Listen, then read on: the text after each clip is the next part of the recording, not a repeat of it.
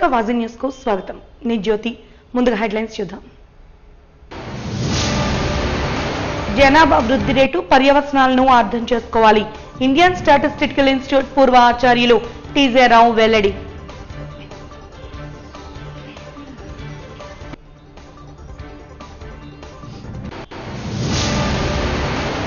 విద్యార్థులకు పెండింగ్ లో ఉన్న ఫీజు రియంబర్స్మెంట్, స్కాలర్షిప్ బకాయిలు వెంటనే చెల్లించాలి.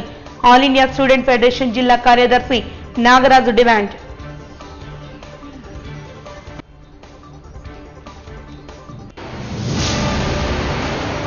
అవగాహనతో మధ్యవర్తిత్వాన్ని నిర్వహించడం కీలక అంశమన్న జిల్లా ప్రధాన న్యాయమూర్తి. వారం రోజుల పాటు అవగాహన వారోత్సవాలను నిర్వహిస్తున్నామన్న చిన్నమశెట్టి రాజు.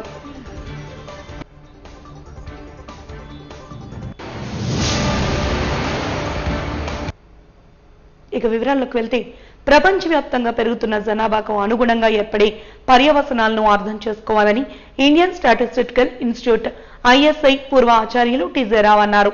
ఆంధ్ర విశ్వవిద్యాలయం శతాబ్ది ఉత్సవాలలో భాగంగా స్టాటిస్టిక్ విభాగంలో నిర్వహించిన అంతర్జాతీయ జనాభా దినోత్సవ వేడుకల్లో ఆయన పాల్గొన్నారు. ఈ సందర్భంగా ఆయన మాట్లాడుతూ, జనాభా అధ్యయనం, గణాంకాలను సిద్ధం చేసే విధానాలపై విద్యార్థులకు అవగాహన కల్పించారు. యుఎన్ చేపడుతున్న వివిధ అంశాలను విద్యార్థులకు వివరించారు. ఆంధ్ర విశ్వవిద్యాలయ ఉపకులపతి ఆచార్య జిబి రాజశేఖర్ మాట్లాడుతూ, విద్యా వైద్యానికి అత్యధిక ప్రాధాన్యత కల్పించాల్సిన అవసరాన్ని ప్రస్తావించారు. జనాభాకి అనుగుణంగా సమాన అవకాశాలు కల్పించడం, సమాజంలో సమానత్వాన్ని స్థాపించడం ఎంతో ప్రధానమని తెలిపారు. వికసిత్ భారత్ లక్ష్యాలను సాకారం చేసే దిశగా యువతరం కృషి చేయాలని పేర్కొన్నారు. శతాబ్ది సంవత్సరంలో ఆంధ్ర విశ్వవిద్యాలయంలో విద్యను అభ్యసిస్తున్న యువతను ఈ సందర్భంగా అభినందించారు.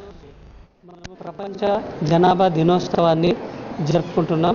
అదేవిధంగా మన ఆంధ్ర యూనివర్సిటీ శతాబ్ది ఉత్సవాల్లో భాగంగా మా department, statistics department diamond jubilee సెలబ్రేషన్లో భాగంగా ఈ ప్రపంచ జనాభా దినోత్సవాన్ని జరుపుకుంటున్నాం. ఈ ప్రపంచ జనాభా దినోత్సవం ముఖ్య ఉద్దేశం ఏంటంటే, ప్రపంచంలో జనాభా పెరుగుతూ పోతూ ఉంటే దాని యొక్క పర్యవసానాలు ఏ విధంగా ఉంటాయి అంటే, జనాభా పెరగడం వల్ల మన గవర్నమెంటు ప్రజలకి నిత్యావసరాలను ఎలా తీర్చగలగాలి. ఫర్ ఎగ్జాంపుల్, రోడ్లు అయితేనేమి, ఎలక్ట్రిసిటీ, వాటర్, రైట్, ఆహార భద్రత, దెన్ విద్య, వైద్యము, ఇవన్నీ అందించడానికి మన జనాభా యొక్క గణన ఎంతో తోడ్పడుతుంది. సో మన భారతదేశంలో ప్రతి 10 సంవత్సరాలకు ఒకసారి మన భారత ప్రభుత్వం జనగణన ఎలా ఉంది, ఇన్ఫాంట్ మార్టాలిటీ రేట్ అంటే చిన్నపిల్లల మరణాల రేటు ఎలా ఉంది, సో వీటన్ని ప్రొవైడ్ చేయాలనుకుంటే మనకు ministry of health and family welfare నుంచి గవర్నమెంట్ కొన్ని ఫ్యామిలీ వెల్ఫేర్ స్కీమ్ని ప్రవేశపెడుతుంది. ఆ ఫ్యామిలీ వెల్ఫేర్ స్కీమ్ ద్వారా ఆ వెల్ఫేర్ అవసరాలను ఎలా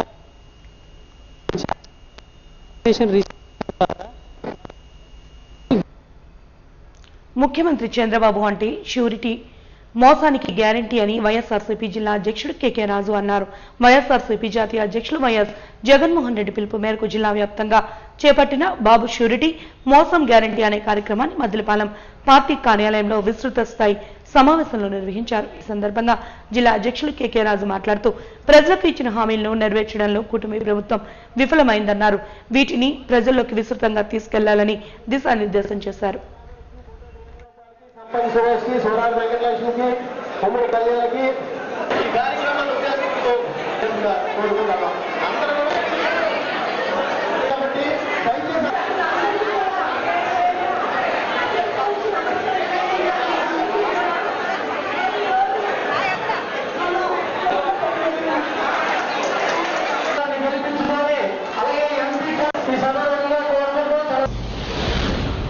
ఏదైతే మరి ఆయన పిలుపునకు ఈ రాష్ట్రంలో జరుగుతున్న పరిణామాల మీద ఆయన ఈ సంవత్సర కాలంలో ఈ కూటమి ప్రభుత్వం చేస్తున్నటువంటి అరాచకాలు, అన్యాయాలు, దుర్మార్గాల మీద మరి ప్రతి క్షణం కూడా ఆయన పోరాటం చేస్తున్న తీరు మనందరం చూస్తూ ఉన్నాం.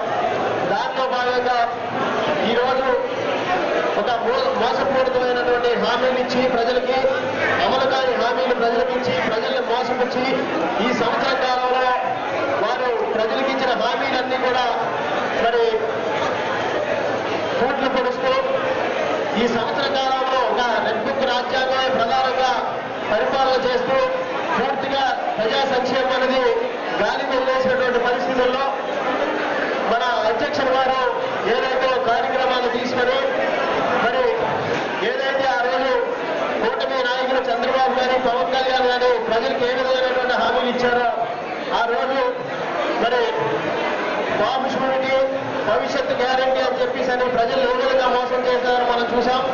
ఈ సంవత్సరం కాలంలో ఒక్క సంక్షేమ కార్యక్రమం కూడా అమలు చేయకుండా బాబు షూరిటీ మోసం గ్యారంటీ అనే నినాదంతో చంద్రబాబు తాలూకా మేనిఫెస్టోను గుర్తు చేస్తూ అనే కార్యక్రమాన్ని రాష్ట్ర ప్రభుత్వం ప్రవేశపెట్టనున్న అదానీ స్మార్ట్ మీటర్లను రద్దు చేయాలని సిపిఎం పార్టీ జగదాంబ జోన్ నాయకులు వైరాజు డిమాండ్ చేశారు.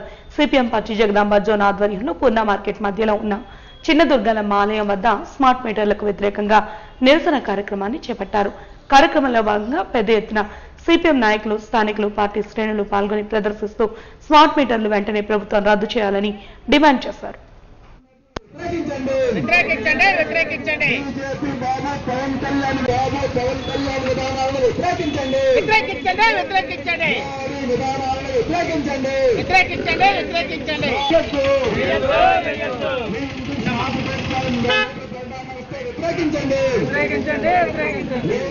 వ్యతిరేకించండి వ్యతిరేకించండి వ్యతిరేకించండి ప్రజలపై భారాలు వేయొద్దు.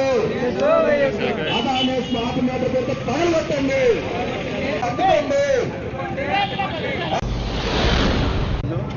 సిపిఎం జగదంబ జోన్ పార్టీ నాయకత్వంలో ఈరోజు ఇక్కడ మన కూటమి ప్రభుత్వం ప్రజల మీద విపరీతమైన భారాలు మోపడానికి స్మార్ట్ మీటర్లు పెట్టడానికి సిద్ధమవుతుంది. ప్రజలందరూ జాగ్రత్తగా స్మార్ట్ మీటర్లు బిగించడానికి వచ్చినప్పుడు సిబ్బందిని ఖచ్చితంగా అడ్డుకోవాలి. ఎట్టి పరిస్థితుల్లో పాత మీటర్ మార్చడానికి వీలు లేదనేసి ప్రజలు తిప్పి కొడితేనే కానీ ఈ స్మార్ట్ మీటర్లు మన మీద పెద్ద భారంగా మారుతుంది. కాబట్టి ఇప్పటికే మనకి కరెంటు బిల్లు విపరీతంగా వస్తున్నాయి. అలాగే ఇప్పుడు దాదాపు 9,000 కోట్ల రూపాయలు భారాన్ని సర్దుబాటు ఛార్జీల పేరుతో మన మీద ఇప్పటికే డబ్బులు వసూలు చేయడం జరుగుతుంది. ఇది చాలదంటూ ఈరోజు స్మార్ట్ మీటర్ పెట్టి మన దగ్గర దాదాపు 9,000 రూపాయలు స్మార్ట్ మీటర్కి అద్దె రూపంలో వసూలు చేస్తారు. అలాగే 3 ఫేజ్ వాళ్ళకి 3 ఫేజ్ కరెంట్ ఉన్న వాళ్ళకి 17,000 కోట్ల రూపాయలు 17,000 రూపాయలు దానికి వసూలు చేస్తారు. కాబట్టి ఏ రకంగా చూసినా ఈరోజు ప్రజల మీద భారాలు మోపడానికి ఈ కూటమి ప్రభుత్వం సిద్ధమవుతుంది. దీన్ని ప్రతి ఒక్కరూ వ్యతిరేకించాలి.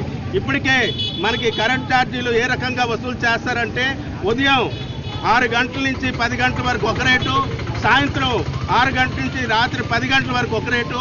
అంటే మనం బాగా కరెంటు వాడే టైంలోనే ఈ కరెంట్ ఛార్జీలు రేట్లు ఎక్కువ ఉంటాయి, మిగతా టైంలో తక్కువ ఉంటుంది. అయినప్పటికీ కూడా ఇది రాను తడిసి మోపుడైపోయే విధంగా రాష్ట్ర ప్రభుత్వం మన మీద విద్యుత్ ఛార్జీలు అనేది పెంచడం జరుగుతుంది.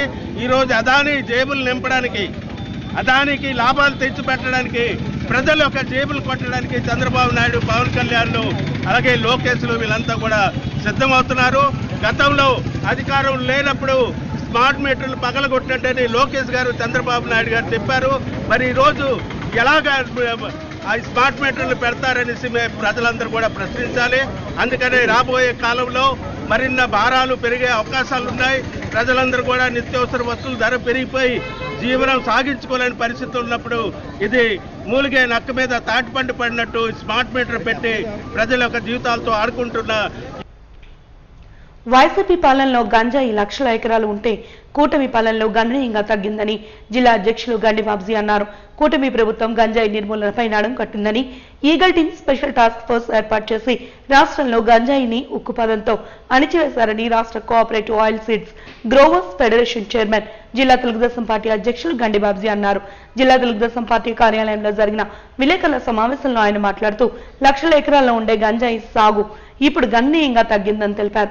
సుమారు 300కి పైగా గ్రామాల్లో గంజాయి సాగును మాన్పించి ఉద్యానవన పంటలు ఇస్తున్నామని తెలిపారు.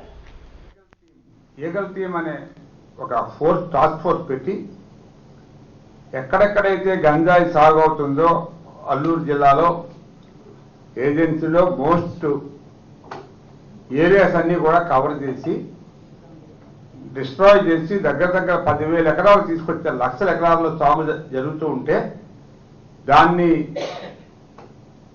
10,000 ఎకరాలకు తగ్గించి ఈవేళ ప్రభుత్వం ఎవరైనా ఇటువంటి గంజాయి ఇంపోర్ట్ చేసి ఎక్స్పోర్ట్ చేస్తే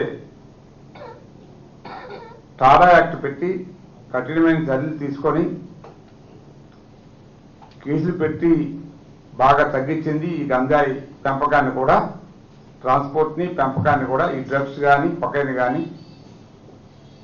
ముఖ్యంగా మీకు ఇవాళ చెప్పాల్సిన విషయం ఏమిటంటే ఏజెన్సీలో సుమారు లక్షల ఎకరాలు ఈవేళ వారికి ఉద్యానవన పంటలు పండించాలని ప్రభుత్వం ఎంకరేజ్ చేస్తూ వాళ్ళకు కావాల్సిన ఫైనాన్షియల్ అసిస్టెన్స్ కూడా ప్రైవేట్ వెండర్స్ ద్వారా ఫైనాన్స్ ఏర్పాటు చేసి వాళ్ళని తోటలు వేసుకోమని ఆ తోటల్లో వచ్చే ఫలసాయం ఏదైతే ఉందో ఆ ఫలసాయాన్ని ఆ కుటుంబాలు ప్రతిఫలం పొందేలాగా ఈరోజే సుమారు 40,000 మొక్కల్ని మన హోంమంత్రిగా అనిత గారు అక్కడున్న తెలుగుదేశం పార్టీ నాయకులు కలిపి పంపకం ఏర్పాటు చేశారు. తద్వారా ఈ గంజాయి మీద ఆధారపడిన ఫ్యామిలీస్ ఏవైతే ఉన్నాయో, మీకు తెలుసు గంజాయి ఎందువలన ఇటువంటి పరిస్థితుల్లో ఎక్కువ మంది పండిస్తున్నారనేది వాళ్ళకి జీవనాధారం సరైన ఇది లేక దానికి అలవాటు పడిపోయి చేసిన దాని మీద దానికి ప్రభుత్వం అన్ని చర్యలు తీసుకొని ఈవేళ వాళ్ళకి వేరే మార్గాలు చూపించి ఆదాయం చూపించి మ్యాక్సిమం ఈవేళ డ్రోన్ ద్వారా, శాటిలైట్ ద్వారా, రకరకాల మార్గాల ద్వారా దీన్ని అరికట్టి మ్యాక్సిమం పంట నష్టాన్ని వేరే ఈ ఏదైతే ఉందో గంజాయి పంటని మొత్తం అరికట్టారు. కానీ ఈ మధ్య పేపర్లో ఏదో గంజాయి పట్టుబడిందని, కొకైన్ పట్టుబడిందని, ఇక్కడెక్కడో మార్కెటింగ్ చేస్తూ కొంతమంది దొరికారు, పోలీసులు కావాలని వదిలేశారని, ఇవన్నీ కూడా మా గుడివాడ అమర్నాథ్ గారు పేపర్లో కాదు కానీ ఈ టీవీలోనే ఇంటర్వ్యూ ఇచ్చినట్టు ఎక్కడో చూశాను నేను. సో ఆయన చెప్పిన మాటలను బట్టి చూస్తే వాళ్ళు ప్రభుత్వాన్ని నడిపినప్పుడు జరిగిన సంగతులు మర్చిపోయి మాట్లాడినట్టు ఉంది. అసలు మనకి ఈవేళ ఈ రాష్ట్రంలో ఇంత గంజాయి, ఇంత కొకైన్ అసలు ఇంత ఘోరమైన వ్యాపారంగా మారిందంటే దానికి కారణం ఆ రోజు వాళ్ళు నడిపే పద్ధతి. ఈ వైఎస్ఆర్ ప్రభుత్వం కంప్లీట్గా దొంగల్ని, దోపిడీదారుల్ని, ఇటువంటి స్మగ్లర్స్ని ఎంకరేజ్ చేసి ఆవేళ మనం చూసాం. మన వైజాగ్ వాడరేవులోనే సుమారు 25 లక్షల అన్ని టన్నులు అన్నారు కానీ 25,000 టన్నులు మరి గంజాయి ఇంపోర్ట్ చేసి అమ్మారనేది, కొకైన్, గంజాయి ఇవన్నీ కూడా మనం ఆ రోజు చాలాసార్లు మాట్లాడుకున్న సంగతి మరి అమర్నాథ్ గారు మర్చిపోయినట్టున్నారు. ముఖ్యంగా మీ ప్రభుత్వంలో మీరు ఏం చేశారు, ఏం అరికట్టారు? మీరు ఆల్టర్నేటివ్గా ఈ డీ అడిక్షన్ సెంటర్లు అవి పెట్టారా ఎప్పుడైనా మీరు? ఇప్పుడు మేము ఇమీడియట్గా డీ అడిక్షన్ సెంటర్లు ఎక్కడైనా ఒకటి అలా కేసులుంటే డీ అడిక్షన్ సెంటర్లు కూడా పెట్టి వాళ్ళని బాగు చేసే పరిస్థితి తీసుకొస్తున్నాం. ముఖ్యంగా ఇది చిన్నపిల్లల్లో, విద్యార్థుల్లో, చిన్నపిల్లల్లో ఎక్కువ దీన్ని మరి వాళ్ళ హయాంలోనే దీన్ని పిల్లల స్థాయికి, హై స్కూల్ పిల్లల స్థాయి కూడా వెళ్ళిపోయే పరిస్థితిని తీసుకొచ్చిన ఎంతో కాలంగా విద్యార్థులకు పెండింగ్ లో ఉన్న ఫీజు రియంబర్స్మెంట్ స్కాలర్షిప్లు 6,400 కోట్ల రూపాయల బకాయిలను వెంటనే చెల్లించాలని ఆల్ ఇండియా స్టూడెంట్స్ ఫెడరేషన్ జిల్లా కార్యదర్శి నాగరాజు రాష్ట్ర ప్రభుత్వాన్ని డిమాండ్ చేశారు. ఈ మేరకు జిల్లా కలెక్టరేట్ వద్ద నిరసన ధర్నాను చేపట్టి అనంతరం కలెక్టర్ కార్యాలయంలో వినతి పత్రాన్ని అందజేశారు. ఈ సందర్భంగా వారు మాట్లాడుతూ రాష్ట్ర వ్యాప్తంగా విద్యార్థులు అనేక సమస్యలను ఎదుర్కొంటున్నారని, కూటమి ప్రభుత్వం ఎన్నికల్లో ఇచ్చిన హామీలను వెంటనే అమలు చేయాలని విజ్ఞప్తి చేశారు. రద్దు చేయాలి.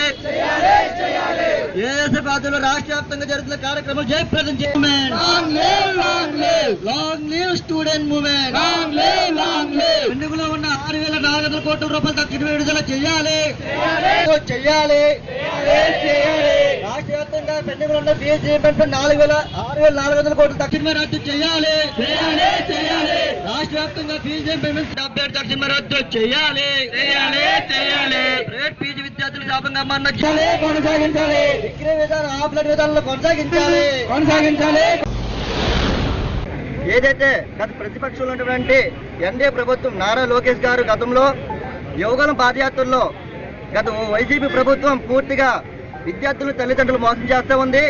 జీవనం 70 తీసుకొచ్చి ఏ పేద విద్యార్థులు ప్రైవేట్ పీజీ కళాశాలలో చేరతారో వారు పూర్తిగా స్కాలర్షిప్ ఫీజు రద్దు చేయడం జరిగింది. మేము అధికారంలో రాగానే జీవనం 70 రద్దు చేస్తామని చెప్పేసి యువగల బాధ్యతలు నారా లోకేష్ గారు హామీ ఇవ్వడం జరిగింది విద్యార్థులకి తల్లిదండ్రులకి. అలాగే వీళ్ళు అధికారంలోకి వచ్చిన రాకముందు 3,900 కోట్ల ఫీజు రీయింబర్స్మెంట్ స్కాలర్షిప్ బకాయిలు ఉండడం జరిగింది. గత బడ్జెట్ సమావేశాల్లో ఈ 3,900 కోట్లకు సంబంధించి 2,600 కోట్ల వీళ్ళు శాంక్షన్ చేయడం జరిగింది.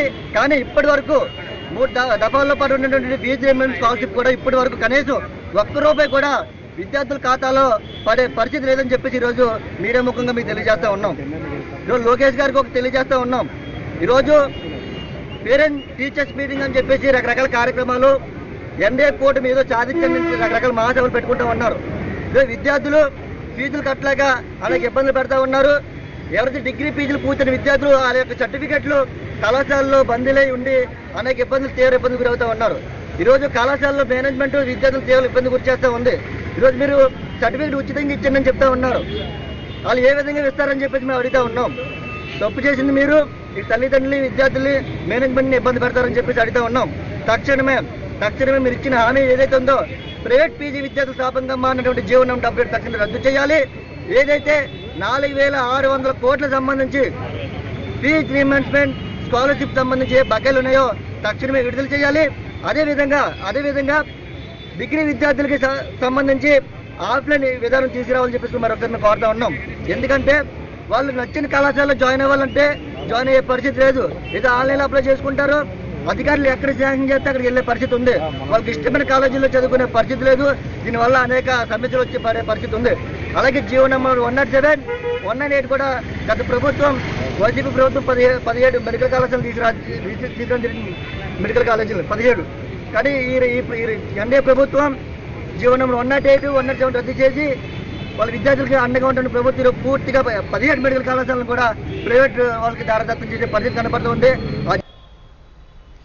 రాష్ట్రంలోని ప్రభుత్వ రంగ సంస్థల నిర్వహణ, వాటి కార్యకలాపాలు, పనితీరు, అకౌంట్ల ఆడిటింగ్ పై పరిశీలనకు ఉభయ సభల సభ్యులతో ఏర్పాటైన లెజిస్లేటివ్ కమిటీ జిల్లా పర్యటనను శుక్రవారం ప్రారంభించింది. ఆమదాలవలస శాసనసభ్యులు కోన రవికుమార్ అధ్యక్షులుగా వ్యవహరిస్తున్న ఈ కమిటీ శుక్రవారం ఉదయం జిల్లాకు చేరుకుని కలెక్టర్ కార్యాలయంలో అధికారులతో సమావేశమైంది. చైర్మన్ కోన రవికుమార్తో పాటు కమిటీలో సభ్యులుగా ఉన్న శాసనమండలి సభ్యులు భూమిరెడ్డి రామ్ గోపాల్ రెడ్డి, కాంట్రాక్టర్ ఐజాక్ బాషా, శాసనసభ్యులు నడికుదుటి ఈశ్వరరావు, ఆర్వీఎస్ కేకే రంగారావు, బేబీ నాయన, గిడ్డి సత్యనారాయణ తదితరులు సమావేశంలో పాల్గొని పలు ప్రభుత్వ సంస్థల పనితీరుపై అధికారులతో చర్చించి ఆయా సంస్థల నిర్వహణకు సంబంధించిన వార్షిక నివేదికలు, అకౌంట్ల ఆడిట్, పనితీరుకు సంబంధించిన పలు అంశాలను తెలుసుకున్నారు. జిల్లా కలెక్టర్ ఎంఎన్ హరేంద్ర ప్రసాద్ ఆధ్వర్యంలో GVMC commissioner Ketan Garg, VMRDA joint commissioner Ramesh, పర్యాటక సంస్థ డివిజనల్ మేనేజర్ జగదీష్, జిల్లా పర్యాటక అధికారి మాధవి, ఏపీఐఎస్సీ అధికారులు తమ సంస్థల పనితీరు, కార్యకలాపాలపై కమిటీకి వివరించారు.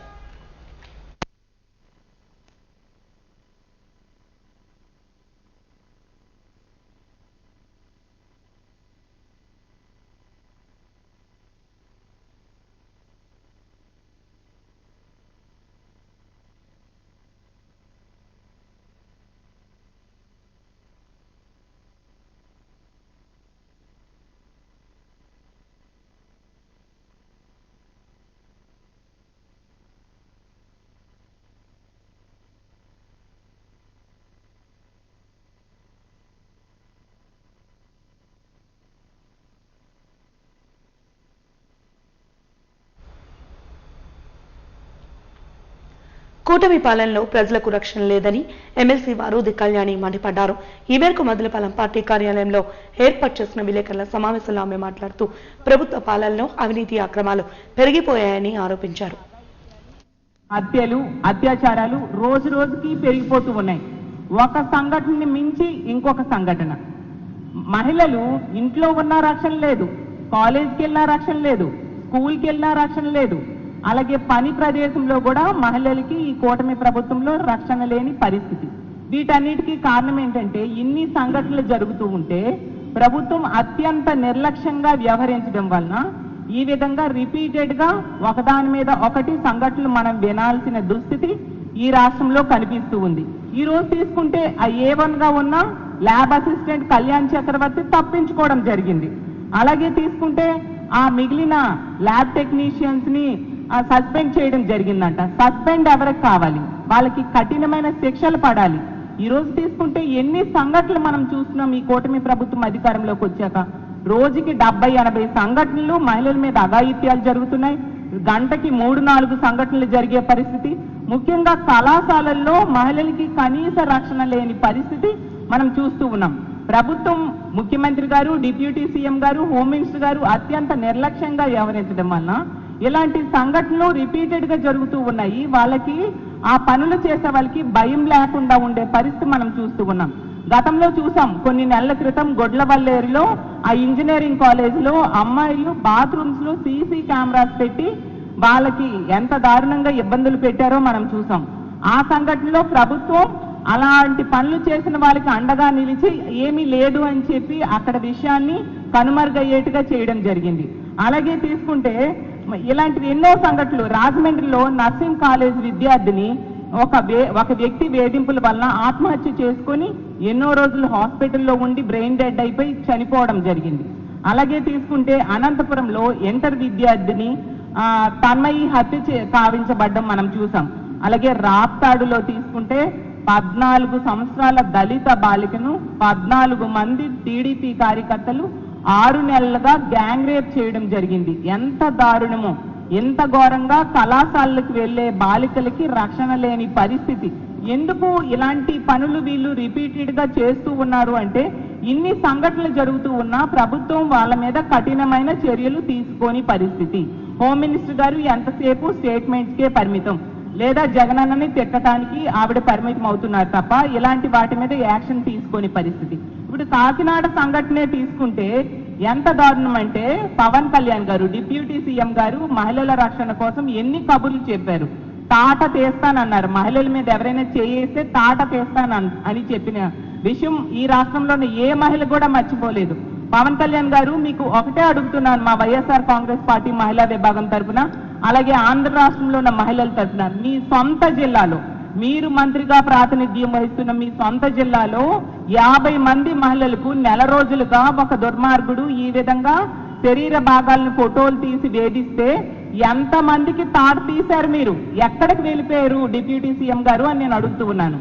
అలాగే హోం మంత్రి గారు, ఆవిడ సొంత జిల్లాకి పక్క జిల్లాలో ఈ సంఘటన జరిగింది, కాకినాడలో జరిగితే మరి హోమ్ మినిస్టర్ గారు మానవత్వం కోసం చాలా స్టేట్మెంట్స్ ఇచ్చారు, ప్రెస్ మీట్లు పెట్టారే, మరి మీకు మానవత్వం అనేది లేదా? 50 మంది ఆడపిల్లలు ఎంత దారుణంగా లైంగిక వేధింపులకు గురయ్యారు కదా, మరి మీరు ఎక్కడ స్పందించారు? ఏమాత్రం స్పందించిన సంఘటనలు ఇప్పుడు చెప్పిన ఏ సంఘటనలో కూడా మీరు ఒక మహిళా హోంమంత్రి అయ్యుండి కూడా మీరు స్పందించినట్టుగా దాఖలాలు లేవు. మీరు ఏం చెప్పారు హోంమంత్రి గారు? కూటమి ప్రభుత్వం అధికారంలోకి వచ్చింది, ఈ రాష్ట్రంలో ఉన్న మహిళలందరూ ప్రశాంతంగా నిద్రపోవచ్చు అని. ఎక్కడమ్మా ప్రశాంతంగా నిద్రపోతున్నారు? ఈ విధంగా వేధింపులకు, లైంగిక వేధింపులకు గురవుతూ ఉన్నారు. బాత్రూమ్స్ లో సీసీ కెమెరాలు పెడుతున్నారు, అలాగే లైంగిక వేధింపులతో వాళ్ళకి హత్యలు చేస్తున్నారు, అత్యాచారాలు చేస్తూ ఉన్నారు. 3 సంవత్సరాల ముక్కు పచ్చలారని చిన్నారుల మీద కూడా అత్యాచారం చేసి హత్యలు చేసిన సంఘటనలు మనం ఎన్ని వింటూ ఉన్నాం. మీరు ఏం చేస్తూ ఉన్నారు? ఏ ఒక్క సంఘటనలో అయినా మీరు వెళ్ళి ఆ కుటుంబానికి ధైర్యం చెప్పడం కానీ, అలాంటి తప్పుడు పనులు చేసిన వాళ్ళకి కఠిన శిక్షలు వేయడం కానీ హోంమంత్రి గారు చేశారా? ఆ కుటుంబానికి ఎటువంటి ఆర్థిక భరోసా అయినా ఈ ప్రభుత్వం ఇచ్చిందా అని అడుగుతున్నాను. అసలు ఈ కూటమి ప్రభుత్వం అధికారంలోకి వచ్చి 13 నెలలు కావస్తూ ఉంది. మరి 13 నెలలైనా కూడా ఈ మహిళల రక్షణ కోసం ఎటువంటి చర్యలు తీసుకోలేదు సరికదా, కనీసం ఒక సమీక్ష కూడా చెయ్యని పరిస్థితి మనం చూస్తూ ఉన్నాము. ఒక సమీక్ష చేయలేదు. అదే గతంలో జగన్మోహన్ రెడ్డి గారు అయితే దిశ వ్యవస్థను తీసుకొచ్చారు. దిశ చట్టాన్ని అసెంబ్లీలో ఆమోదం పొందేట్టుగా చేసి కేంద్రం దగ్గర అది పెండింగ్ లో ఉన్నా కూడా అందులో ఉన్న అంశాలన్నీ మన రాష్ట్రంలో అమలయ్యేట్టుగా చేయడమే కాకుండా దిశ యాప్ తీసుకురావడం జరిగింది. ఆ దిశ యాప్ ని 1,30,00,000 మంది మహిళలు ఈ రాష్ట్రంలో డౌన్లోడ్ చేసుకున్నారంటే ఎంతగా ఆ దిశ యాప్ ఒక భద్రతని భరోసాని ఈ రాష్ట్రంలో ఉన్న మహిళలకి ఇచ్చేది. అలాగే ఇలాంటి తప్పుడు పనులు చేసే వాళ్ళకి ఎంత భయాన్ని క్రియేట్ చేసేదో అర్థం చేసుకోవచ్చు. అలాంటి దిశ యాప్ ని ఈ కూటమి ప్రభుత్వం అధికారంలోకి వచ్చాక ముఖ్యమంత్రి గారు, డిప్యూటీ సీఎం గారు, ముఖ్యంగా హోంమంత్రి గారు అసలు దిశ యాప్ లేదు, దిశ వ్యవస్థ లేదు అని పదే పదే చెప్పడంతో ఇలాంటి పనులు చేసే వాళ్ళకి భయం లేకుండా పోయింది. ప్రభుత్వం ఎంతసేపు కూడా తీసుకుంటే రెడ్ బుక్ రాజ్యాంగం ఎలా అమలు చేయాలి, ఏ విధంగా ప్రతిపక్ష నాయకుల మీద కక్ష సాధింపు చర్యలు చేయాలి, రాజకీయ నాయకుల మీదే కాకుండా ఐఏఎస్ అధికారులు, ఐపీఎస్ అధికారులు, మీడియా ప్రతినిధులు అందరి మీద కూడా కక్ష సాధింపు చర్యలు ఏ విధంగా చేయాలి అన్న దాని మీదే దృష్టి పెట్టారు. ఈ రాష్ట్రంలో ఉన్న పోలీస్ వ్యవస్థను అంతటినీ కూడా రెడ్ బుక్ రాజ్యాంగం అమలుకు కక్ష సాధింపు చర్యలకే వాడారు తప్ప మహిళల రక్షణ కోసం కానీ ప్రజల రక్షణ కోసం కానీ వాడని పరిస్థితి. అలాగే ప్రజాప్రతినిధులు ముఖ్యమంత్రి గారితో సహా మంత్రులు ప్రతి ఒక్కరూ కూడా ప్రతిపక్ష నాయకుడైన జగన్మోహన్ రెడ్డి గారిని టార్గెట్ చేసి ప్రెస్ మీట్లు పెట్టడానికే పరిమితమయ్యారు తప్ప మహిళల రక్షణ కోసం ఎటువంటి చర్యలు తీసుకొని పరిస్థితి మనం గత 13 నెలలుగా చూస్తూ ఉన్నాము. ఎంత దారుణం, ఎంత దుర్మార్గకరమైన సంఘటన ఇది. అసలు 30 రోజులు పైగా 50 మంది మహిళల మీద ఈ విధంగా చేయడం ఎంతవరకు సమంజసం? దాన్ని ప్రభుత్వం ఉదాసీనతతో ఈ విషయంలో వ్యవహరించడం ఎంతవరకు న్యాయం? ఈ విషయాన్ని సాక్షి వెలుగులోకి తెచ్చాక వీళ్ళు ప్రతిపాదించడం ఏంటి? అసలు ఈ రాష్ట్రంలో మహిళలకి రక్షణ ఎంత దారుణంగా ఉందా? మహిళల మాన ప్రాణాలు ఇలా గాలిలో దీపాల్లో ఉన్నాయా అని నేను అడుగుతున్నాను. అసలు ఎక్కువ సంఘటనలకి ముఖ్యమైన కారణం ఏంటంటే మద్యము, డ్రగ్స్, గంజాయినేమో 100 రోజుల్లో రూపుమాపుతాం, గంజాయిని ఉక్కుపాదంతో అణిచివేస్తామని లోకేష్ గారు, హోంమంత్రి గారు పదే పదే చెప్తున్నారు. చూస్తే ఈ రోజు ఎక్కడ చూసినా గంజాయి విచ్చలవిడిగా దొరుకుతూ ఉండే పరిస్థితి మనం చూసాం. చీఫ్ జస్టిస్ ఆఫ్ ఇండియా ఆదేశాల మేరకు జిల్లా వ్యాప్తంగా మధ్యవర్తిత్వ అవగాహన కార్యక్రమాలను 90 రోజుల పాటు నిర్వహించేందుకు ఏర్పాట్లను చేస్తున్నట్లు జిల్లా ప్రధాన న్యాయమూర్తి చిన్నమశెట్టి రాజు తెలిపారు. ఈ మేరకు జిల్లా కోర్టు ప్రాంగణంలో ఏర్పాటు చేసిన విలేకరుల సమావేశంలో ఆయన మాట్లాడుతూ ఈ నెల 10వ తేదీ నుండి 16వ తేదీ వరకు మధ్యవర్తిత్వ అవగాహన వారోత్సవాలను నిర్వహిస్తున్నట్లు తెలిపారు.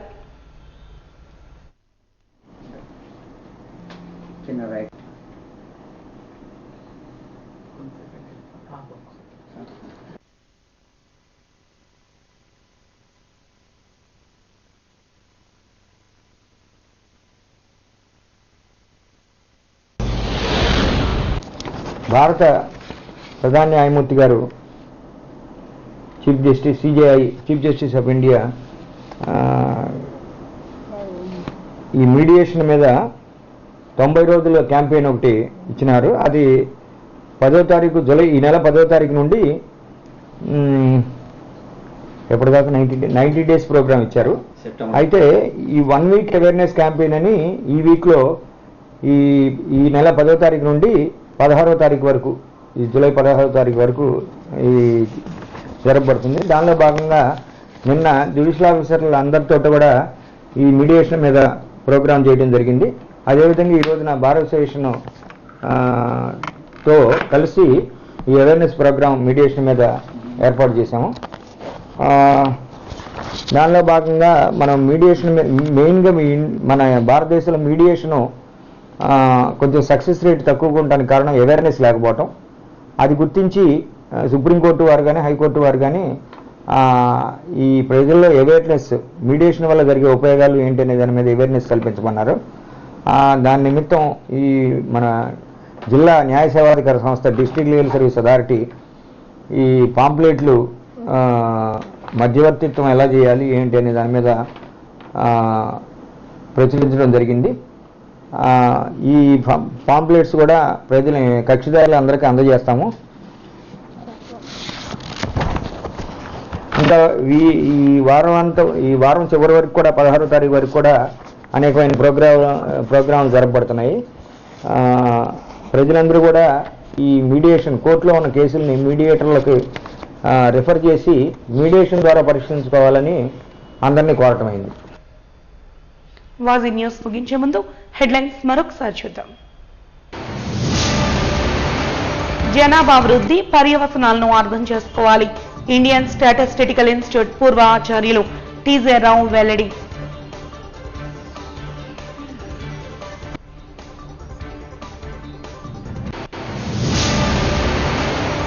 విద్యార్థులకు పెండింగ్ లో ఉన్న ఫీజు రియంబర్స్మెంట్, స్కాలర్షిప్ బకాయిలు వెంటనే చెల్లించాలి. ఆల్ ఇండియా స్టూడెంట్ ఫెడరేషన్ జిల్లా కార్యదర్శి నాగరాజు డిమాండ్.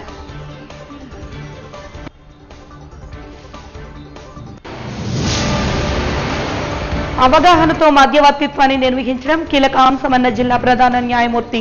వారం రోజుల పాటు అవగాహన వారోత్సవాలను నిర్వహిస్తున్నామన్న చిన్నమశెట్టి రాజు.